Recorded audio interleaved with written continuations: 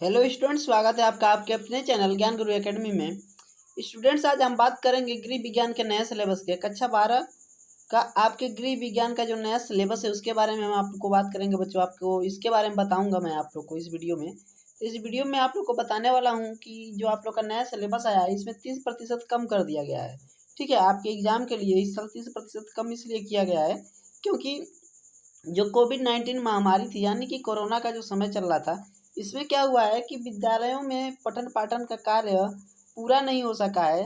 ठीक है, तो विद्यालयों में पठन पाठन का कार्य क्या हुआ, सही से पूरा नहीं हो सका, जिसके वजह से क्या किया गया है कि विषय विशेषज्ञों से बात करके 30% का सिलेबस आपका कम कर दिया गया है। ठीक है, तो क्या 30% में कौन कौन सा चैप्टर आपका गृह विज्ञान में से निकाल दिया गया है और कौन कौन सा चैप्टर आपको पढ़ना है, किस तरह का प्रश्न आएगा, कितने कितने नंबर का, किस किस चैप्टर से प्रश्न पूछा जाएगा, सारी जानकारी मैं आपको इस वीडियो में देने वाला हूँ। तो बने रहिएगा इस वीडियो के अंत तक, ताकि मैं आपको बहुत ही अच्छी तरीके से समझा सकूँ और आप अपना ट्रिक लगा के अच्छी तरह से गृह विज्ञान की तैयारी कीजिए कक्षा 12 में।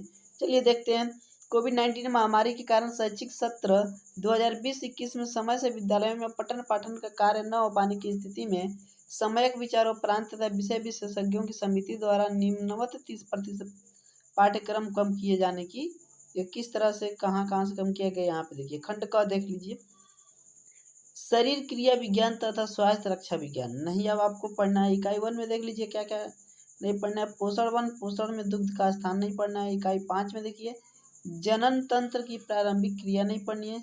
स्वास्थ्य रक्षा इकाई 2 में गंदी बस्तियों तथा उनसे खतरा नहीं पढ़ना है। इकाई 4 में देख लीजिए आप स्वास्थ्य के नियमों में समाज की शिक्षा के लिए आधुनिक आंदोलन नहीं पढ़ना है। इकाई 5 में आप देखेंगे कि विवाह में समायोजन, संवेगात्मक, सामाजिक, लैंगिक व आर्थिक नहीं पढ़ना है। इकाई 7 में सामाजिक विषमताओं तथा विच्छेदनों का निराकरण नहीं पढ़ना है। ठीक है, अब बात करें बाल कल्याण से, तो बाल कल्याण से आप लोग को इकाई 4 परिवार कल्याण एवं परिवार नियोजन नहीं पढ़ना। अब बात करेंगे बच्चों की आप लोग का क्या 70% सिलेबस पढ़ना है। तो जैसा कि आप जानते हो कि 100 नंबर का टोटल आपका पेपर होने वाला है। तो इस विषय में लिखित परीक्षा हेतु एक प्रश्न 70 अंकों का, समय अवधि 3 घंटे की होगी। इसमें 30 अंकों के प्रयोगात्मक परीक्षा भी होगी। न्यूनतम जो उत्तीर्णांक होगा वो 33 अंक का होगा। खंड ख में आप देख सकते हैं समाज शास्त्र तथा बाल कल्याण, प्रयोगात्मक पाक कला एवं सिलाई से संबंधित मौखिक परीक्षा। ठीक है, उत्तीर्ण होने के लिए लिखित और प्रयोगात्मक परीक्षा में कम से कम 23 तथा 10 अंक योग आप लोग का, ठीक है, पाना होगा। यहाँ पे बताया जा रहा है कि बच्चों आप लोग को कम से कम 23 नंबर लाना है, किसमें, थ्योरी में। ठीक है, और आप लोग को कम से कम 10 नंबर आपको प्रैक्टिकल में लेके आना होगा अगर आपको पास होना है तो।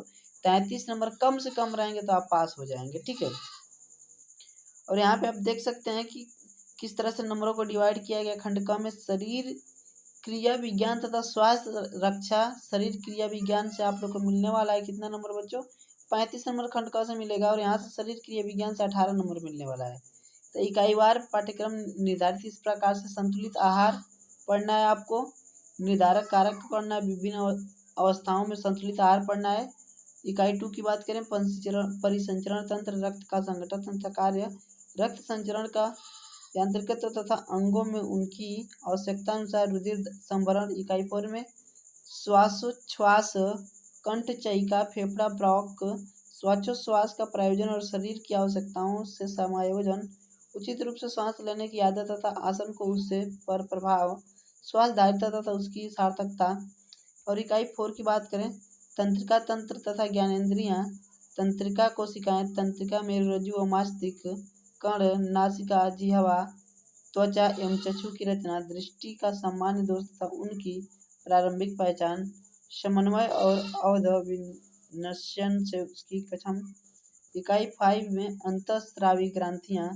और बात करें बच्चों स्वास्थ्य, जो आप लोग का रक्षा है, इसमें आप लोग स्वास्थ्य रक्षा से मिलने वाला है 17 अंक।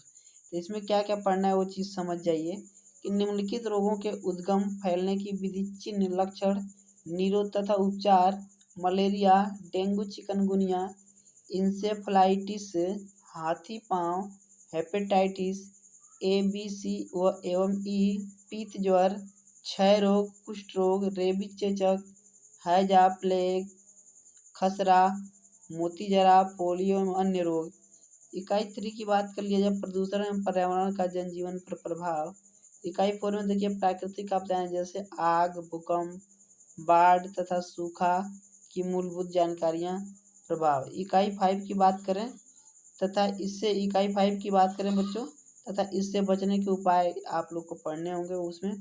और यहाँ पे देखिए खंड ख भी आप लोग का 35 नंबरों का होगा। इसमें समाज शास्त्र तथा बाल कल्याण से संबंधित प्रश्नों को पढ़ना होगा। समाज शास्त्र से देखिए आपको क्या क्या पढ़ना होगा, एकाकी तथा संयुक्त परिवार के संबंधों का मनोविज्ञान। इकाई 2 में व्यक्ति के व्यक्तित्व तथा बाल्यावस्था पर प्रभाव, 7 से 11 वर्ष स्पेशली आपको पढ़ना होगा। बाल विवाह गुण तथा दोष, विवाह के कानूनों तथा जीव शास्त्रीय गुण। इकाई 6 में दहेज समस्या उसकी उन्मूलन। बाल कल्याण की बात करें बच्चों, बाल कल्याण में आप लोग को क्या क्या पढ़ना पड़ेगा, शिशु की देखभाल, प्रगति के निर्देशन हेतु नियमित रूप से वजन लेना, दूध छुड़ाना, दांत निकलना, वस्त्र, नियमित उत्सर्जन की आदत का निर्माण, लघु पाचक व्याधि का उपचार, ठीक है, व्याधियों का उपचार। यहाँ पे इकाई 2 में शिशु मृत्यु संख्या की समस्याएं। इकाई 3 में आप लोग का क्या है, बाल कल्याण की आधुनिक गतिविधियां। अब प्रयोगात्मक में आप लोग को क्या पढ़ना है, ये आप लोग का बाल कल्याण 17 नंबर का रहेगा, ठीक है।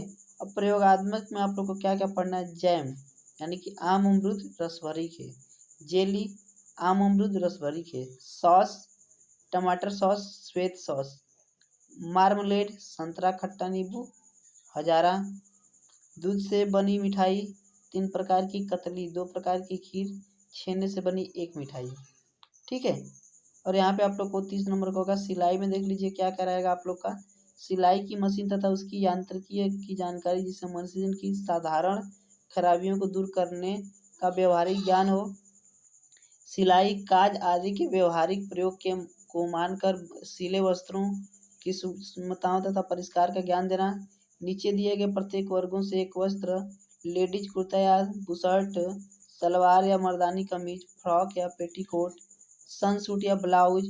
प्रत्येक छात्रा को फैंसी टाकों की कढ़ाई का एक सेट तैयार करना चाहिए, जैसे कि lunch set, duchess set, T set अथवा बेड शीट, सिंगल या डबल बेड सुविधाएं।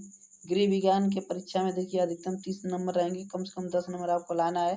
समय 5 घंटे का रहेगा।